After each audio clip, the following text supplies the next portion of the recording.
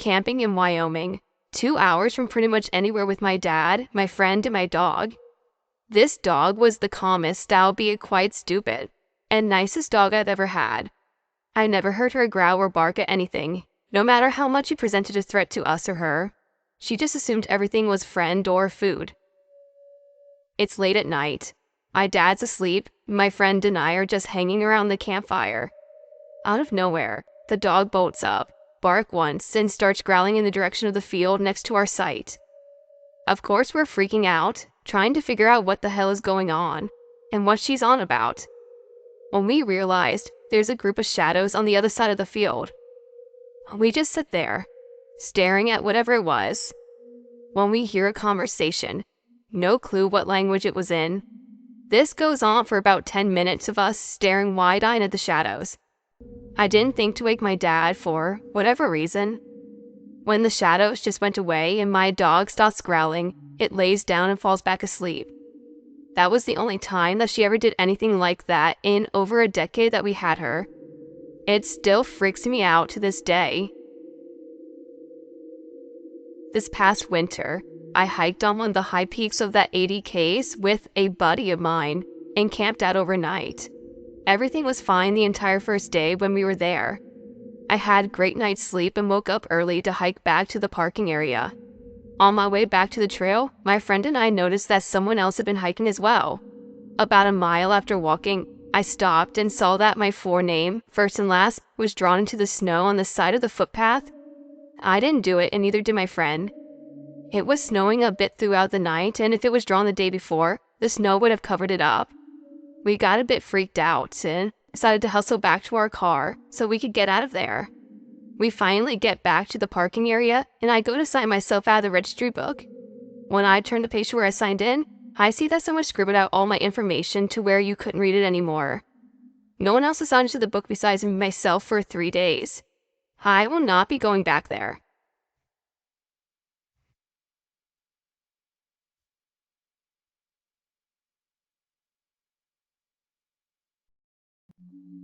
This happened to myself and a close friend. We're both 23-year-old males. This happened just last month.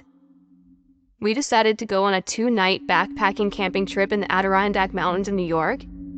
We were both very comfortable with nature and spent a lot of time camping, hunting, fishing, and etc. We hiked about 5 miles into a small lake and set up camp on a small beach. This was not a heavily trafficked area. We did not expect to run into anyone. Our first night there was just us sitting around the fire. We saw a flashlight moving on the other side of the lake at around 10:30. This was fairly unusual. However, we did not think too much of it. But as time went on, this flashlight kept moving around the lake, getting closer to our campsite. We kept discussing who could possibly be wandering around the woods in the middle of the night. We did not particularly want an unwelcome guest. Once it was clear that the person or people were heading to our campsite, we moved off into the wood nearby to see who wandered up. I took a small axe with me, and he had a .22 rifle. Now, we weren't expecting trouble, and we certainly didn't want any, but we figured we might as well cover our bases. Now, the moment of truth. The flashlight comes near the light of our fire, and it is one man. He has a beard and is probably in his mid-40s. The scary part was, he was carrying what turned out to be a pump-action shotgun. He walked around the campsite a few times, and then proceeded to enter our tent. After rummaging around for a minute or so, he came out and started yelling, "I know you're out here. Why don't you come say hello?" My friend and I remained motionless under a hemlock tree about 50 yards away. That is when the man proceeded to fire his shotgun into the woods, not too far from where we were. He also swung his flashlight around several times. After what felt like hours, he grabbed my friend's backpack and a few articles of clothing we had, drying off near the fire, and threw them in the burn. My friend, who had trained the .22 at the man, asked me if he should shoot. I told him absolutely not, unless he spots us and starts to point the gun in our direction. Thankfully, the man moved off from where he had come out a little while. We waited until his flashlight was on the other side of the lake, ran out, grabbed everything we could fit in the backpack, and took off. It was now around 2 or 3 a.m. We ran out the trail with flashlights, and made it back to my car as the sun was coming up, we immediately went to the police department and reported it, where we also spoke with some forest rangers. That was it. I haven't heard anything back from the police. It wasn't mysterious. However, it creeped the hell out of both of us.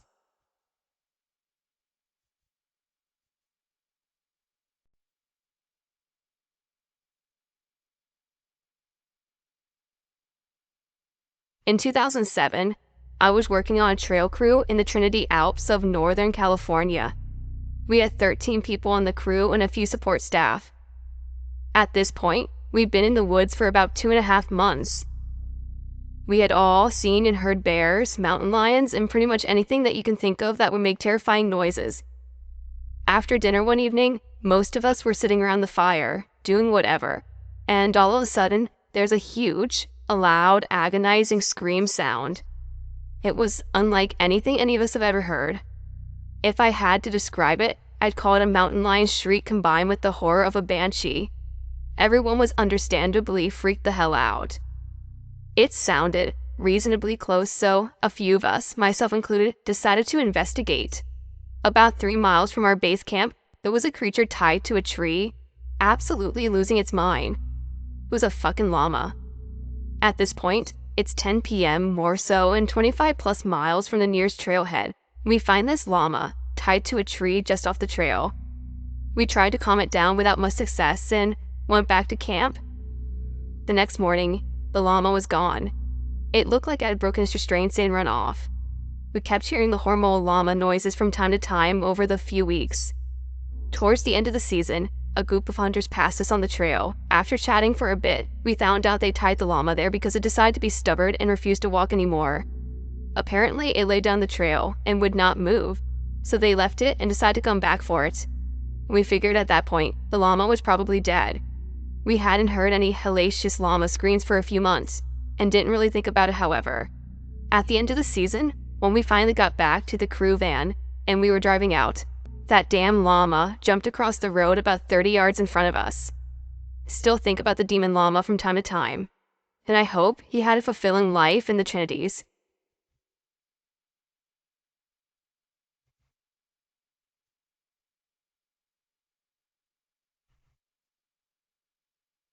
In college, I spent 1 month house sitting a large hunting estate in the middle of nowhere, Idaho. The nearest town was 22 miles away. It was June 1987. I know it was 87 because it was the baseball season after the Bill Buckner disaster. My girlfriend's parents owned the place. It was in southeastern Idaho. I'm not going to say what town it was 22 miles from, because they might still own it, and I don't want this to get any more weirder than it already has. It was a pretty big place with a lot of acreage. The guy who was full-time caretaker for the place had just quit. My girlfriend's dad went out there to find a new caretaker, but the new caretaker couldn't start for 1 month.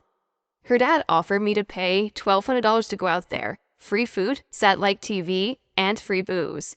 All I had to do was keep an eye on the place and feed the dogs and the horse. I had never, ever been out west, so I took him up on it. It sounded better than doing landscape.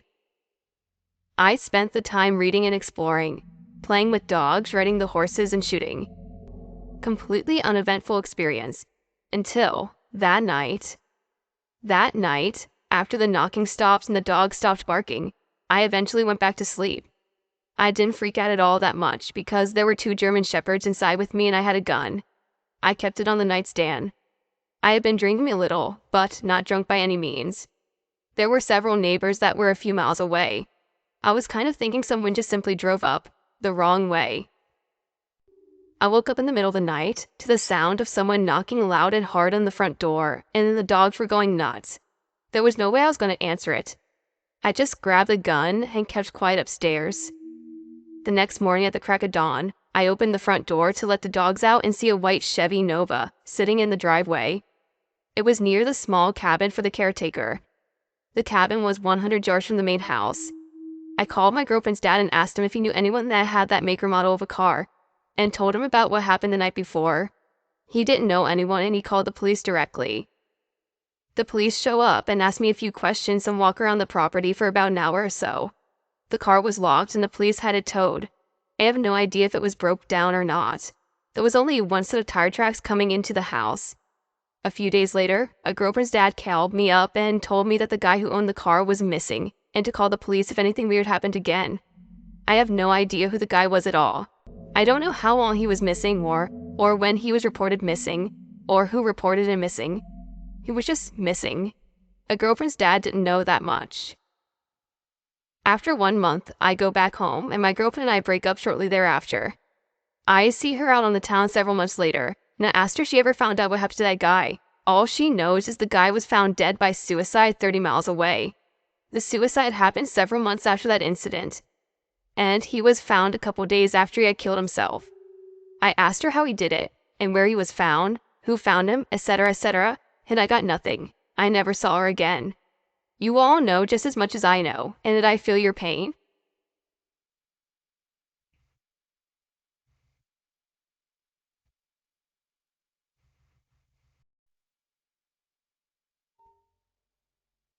Last year, I was with a buddy of mine and we were going to do the Hart Creek Scramble in Alberta.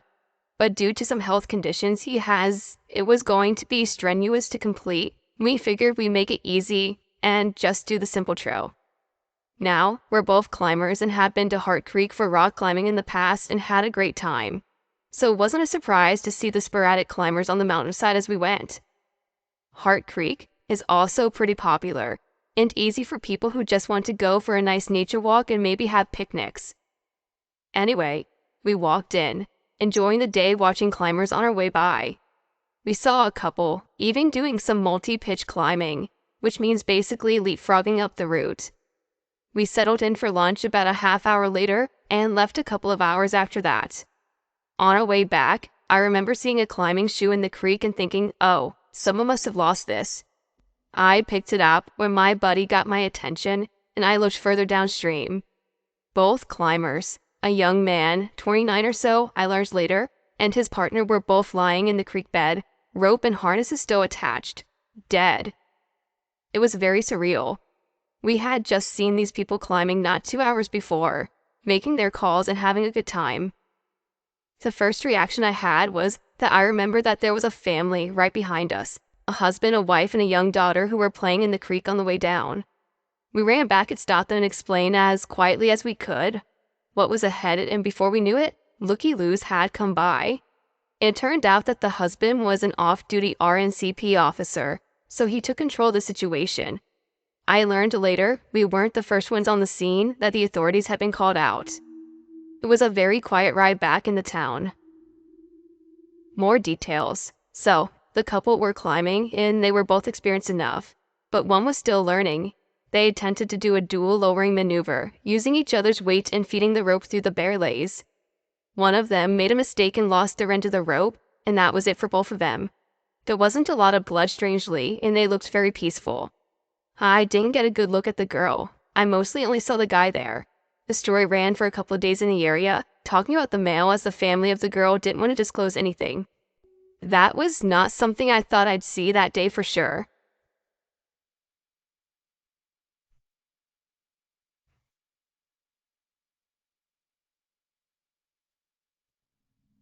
I was once canoeing the boundary waters between Minnesota and Canada. These aren't your normal backyard ponds. The boundary waters are thousands of enormous lakes interconnected with each other. Think mini Great Lakes. We had been canoeing and camping along the lakes for about a week at this point. We didn't really have an itinerary, just planned to boat and camp, fish, and live off the land for 2 weeks. We had a GPS and an SAT phone to call a helicopter for pickup whenever we were done. Anyway, about a week in, we were set to canoe a few hours to the next lake. An hour or so in, we are in the center of an extremely long and narrow lake. Unfortunately, a storm started to blow in and the waves on the lake of the center started to swell to 2+ feet. Too much for our dinky canoes. We pulled off to a random clearing on the shore and set up camp in a rush to avoid being totally thrashed by a rainstorm. We just set up camp and hunkered down for the night. By the next morning, it had cleared up. We started walking up the coast of the lake about 200 feet from our camp, looking for a good fishing spot. What we actually found was another campsite. However, it was absolutely wrecked. Trash was strewn everywhere, tents collapsed and torn, clothes on the ground. At first, you were just disgusted, what assholes would do this, who would leave their shit out for bear food. The more we looked around, though, the weirder things seemed. For one, their garbage was still hoisted into a tree to keep it safe from bears, but the whole bag was ripped open despite being 30 feet in the air. Second, literally everything except the canoes were still at the campsite. Clothes, packs, food, rope, pans, a serious set of hiking equipment, enough for 2 to 3 people. Half of it was trashed and torn open, mostly the packs, tent, and clothes. Their long johns ditching hundreds of dollars of gear in the process. It's like somebody just noped the hell out of there. We waited a couple hours and eventually called it back to our helicopter crew, but they hadn't been aware of anybody else getting any distress calls. We eventually just left and moved camp. Everybody was pretty upset by it, and a day or two later we ended up the whole trip early, because it just seemed like nobody wanted to be out there anymore. It was the weirdest thing I've ever seen. First thought was a bear attack, but there was food left uneaten, and I've heard bears are way too easy to scare away. I've seen bear attacks on camps before, and it was nothing like this. Bears rip open packs and go after food, and they're generally pretty easy to scare. What still sticks with me is why all of their clothes and packs were still there, with half being totally destroyed and half being untouched. I still don't get it. I've done a lot of other camping, hiking, rafting, and biking all around the country, and I've never had any other weird experiences like that.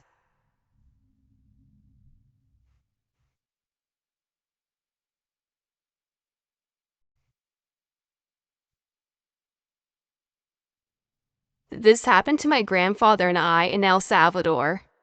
When I was 8 years old on a Saturday night, we were coming back from visiting relatives who lived up in the mountain from us, about an hour and a half or a 2-hour hike. During the day, it's a beautiful hiking place, but at night, it is quite scary. We ended up leaving my uncle's place later than we thought, at about 8 p.m. But we were not worried since we had done this hike hundreds of times, at all times of the day, but never after 10 p.m. According to locals, it's not safe to be out there after 10 p.m. because of weird things that they have seen and heard. Thankfully, we were prepared for nightfall. We had our own flashlight. Grandpa had a huge flashlight that was bright as a headlight on our car, and our backpack had bottles of waters and snacks. Well, halfway into our way back home, it was pretty scary. There was no moonlight, so it was really dark, and only trees all around, and a few homes here and there. We heard noises and other weird things, but since we were in the middle of mountains, we dismissed it and kept on walking. About a mile away from home, things got very weird and spooky. We couldn't even hear a cricket sound, everything just went silent. At this point, my grandfather grabbed my hand and told me to stay close. I remember getting scared and worried. I looked at my watch and it was 9:15 p.m. I told my grandpa and he said not to worry, we were almost home. I kept pointing my flashlight in front of me so I wouldn't step on something or trip. Then, about 20 feet from us was this huge tree, and it had a bow in it, which I thought was strange, and so did my grandfather. He replied with, "Well, that's interesting, a bow on a tree." Then, to our surprise, a woman wearing a gray or light blue dress, I don't really remember, was standing on the other side of the tree with her back to us. I told my grandpa, why would she be out here at this time? By herself. He said maybe she's lost or hurt. So we hurried to see if she needed help. We were about 10 feet away from her when she started walking. So Grandpa yells, "Hey, excuse me, miss, are you okay? Are you lost?" With no answer. "Do you need help?" Again, no answer. She just kept walking. After you pass the tree with the bow, about 5 to 10 feet, you go down the hill into an open space with a few trees. And there are some pretty flowers there, with a walking trail next to it. Standing on the bottom of the hill in front of the trail, Grandpa turned and said, "Come on, honey, we gotta hurry. I don't think she's okay." and when we turned back, she disappeared. We could not find her anywhere. We looked everywhere and had no luck. There was no way she could have run that fast, and the trail was pretty long with little trees scattered around, so nowhere to hide even if you wanted to. Since Grandpa had a big flashlight, we all had a pretty good view of the landscape all around us, and we saw nothing. We kept walking and still looking, hoping to find her, but we had no luck. Once we reached the town, I looked at my watch and it was 10:15 p.m. I told Grandpa how happy I was that we had made it safe and just in time to get out of the mountains. Yet still worried about what happened to that lady. The next day, Grandpa told a neighbor of our incident with a strange woman, and he interrupted my grandfather and said, "Are you talking about the big tree right before you go down the hill?" Grandpa said yes, why? Our neighbor called his wife Susan over and began to tell us about a murder that happened in that area. On Thursday of that week, a lady was walking home around 8 p.m. or so when she came across a man who tried to rob her, and since she fought back, he stabbed her 4 times and she bled to death. She was found in the bottom of the hill the next morning. The killer was caught the next day drunk with a bloody shirt and hands with a knife in his pocket. People thought he was hurt, but when they heard the murder, they turned in him and he did confess. My grandfather turned white and I didn't know what to say, but we felt so bad for her. The neighbor's wife, Susan, said that we were not the only ones that have seen her.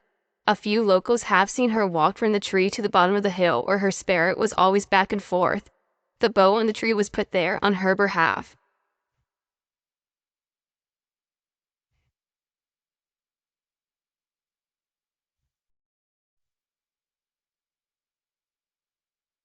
I was camping and hiking in the Okefenokee Swamp.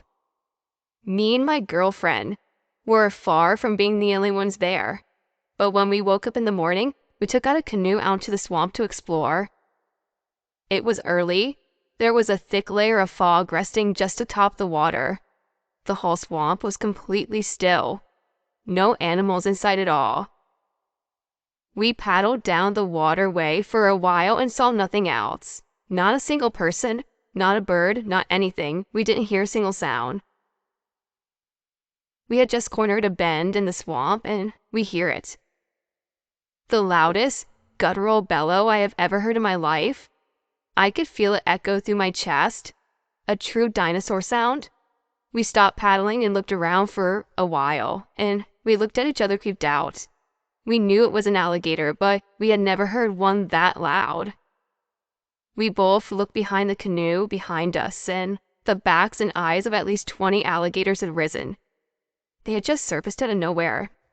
We slowly started to paddle forward, and we hear more bellows. They come from all around us, in front, behind, to the sides, as sounds are emanating from the bush-covered banks. Each glance behind us, we saw more eyes appear, more scaled mounds breaking the water's surface from the banks. Huge reptiles broke the water all around us. We looked back again as we paddled faster. Easily 40 alligators behind us now. We began to see them appear in front of us. 10 to 15 huge lizards seemingly blocking our path. Then, one of the largest alligators I've ever seen surfaces right where my paddle was going down. I hit the beast on the back of the head, and the thrash he made was incredible. When this massive head hit the side of the small canoe, I thought we were going into the water. Water came into the canoe and the side dipped down. The beast disappeared below the bow-in. We held steady. We paddled forward as we could, right into the dotted landscape of scales and eyes. Behind us, the same guttural roar echoed through my body. As we cut through the field of eyes and backs, we started to see the path clearer. The huge monster that had almost cast us ice bellowed one more time. We turned as we made it past the last of the animals, and we could see the monster staring at us, watching us leave. All of the other alligators began to sink to the water's floor. The big guy stayed there watching us until he was satisfied we had gone, I guess. Then he disappeared without a sound, back into the black, murky depths of the swamp. We banked the canoe further up the waterway, got out and just sat for a while, trying to take in what we had just experienced.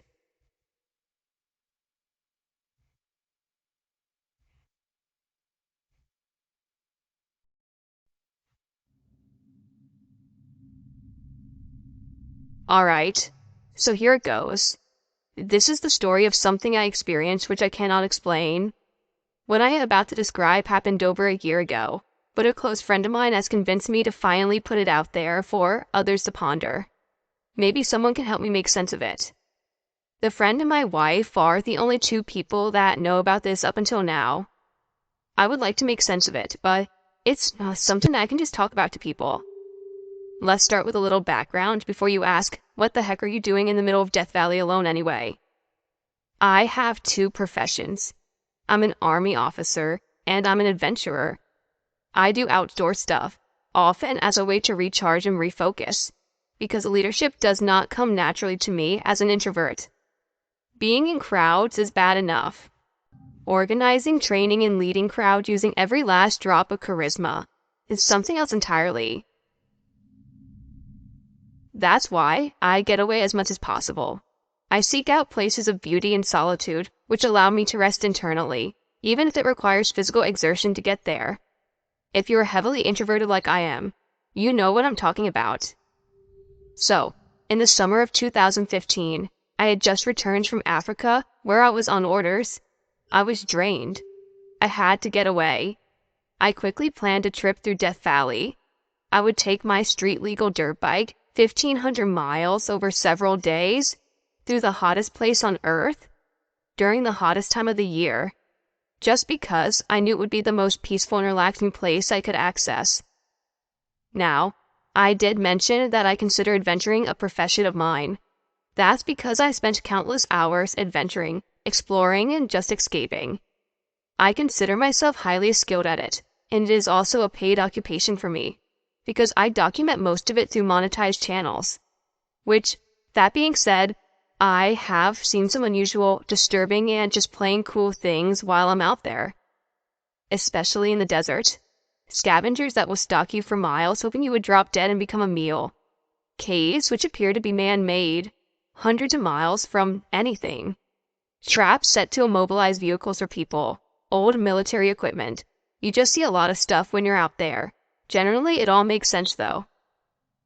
On this adventure though, in Death Valley, however, I saw something that just didn't make sense. I had been riding all day through Death Valley. It was very hot, easily over 120 degrees, and there were very few people out there that day. In fact, I hadn't seen anybody for about half of that day since heading toward Uhebi Crater. But I did see one couple in a Mustang just leaving Uhebi Crater when I got there. That was it. It's not surprising though, because of how hot it was and because of how our Uhebi Crater is. I headed toward Racetrack Playa and stopped somewhere between Uhebi Crater and Racetrack Playa for the night. This is a very far from anything, and only accessible by gravel road on one end and unmaintained. It's a harsh trail on the other end. There was nobody out there for obvious reasons. I unpacked my sleeping stuff and had a meal before the sun went down. I took all of my camera batteries out and hooked them up for charge for the night. I also turned my phone off and put it on the charger as well. I left all the stuff by the bike, which was just off the road. I set up my sleeping bag a distance away from the bike and the trail. I wasn't expecting anyone to come by at all, but it was just part of my tactical plan in case of a random bad guy stumbling upon my area. My bright red bike would obviously draw all the attention, and my camouflage sleeping bag would go undetected, allowing me some time and freedom to maneuver on the bad guys. I got in my sleeping bag, bringing only the camelback, my folding knife, and my red light tactical flashlight. Everything else was at the bike. It was very peaceful. It was almost silent out there. It was warm and felt really safe and was pretty easy to sleep. However, when you're on your own, you never sleep very deeply. Your mind stays alert and ready that the little things wake you. That night, there was really nothing to wake me. It was nice until about 2 a.m. That's when the event happened. I woke up to the sounds of children. Yes, children. In the middle of freaking nowhere. Here I am being woken up by children talking. It was fully enclosed in my sleeping bag, so, for a moment, I just stayed still trying to figure out what the heck I was hearing. It kept going, the undeniable sound of children talking to each other. I couldn't make out what they were saying. It sounded like it was 50 meters off or so. I called out, "Hello?" still in my sleeping bag. It stopped, just for a moment, but continued. Now, I knew for sure there had to be kids there, in the middle of nowhere. I sat up, peeking out of my sleeping bag, and turned my flashlight on. I scanned the direction of the noises, which was the opposite direction of the trail and my bike. There they were. 2 kids, 50 to 75 meters out or so, opposite direction of the trail in the middle of nowhere. They were walking, kind of wandering, looking lost and sounding lost. I couldn't tell what they were saying, but it had a tone of discussion, like they were deliberating to figure out what to do or where to go. I called out again, louder this time. Hello. They stopped. They looked in my direction, but they were looking past me. In my direction, but not at me. Like they heard me, but I wasn't even there. I was illuminating them in a very bright flashlight. They should have been covering their faces, but they were just scanning, like they were looking for me and just didn't see me. They turned back, kept walking, and I just watched them, not sure what to do. Their noises and their images faded into the distance. I just sat there. I didn't know what to think or what to do. It was just so bizarre. After a while, I laid back down and just relaxed until it started raining at about 5:30 a.m. That's when I packed up in the darkness and continued with my adventuring into the morning. So that's what I saw. I saw children in Death Valley, over 100 miles from freaking anything, just walking, talking, and wandering, and then vanishing. Oddly enough, it didn't freak me at the moment. I was more confused than anything. That's why I couldn't make a decision on what to do in that moment. Now looking back, it's freaky.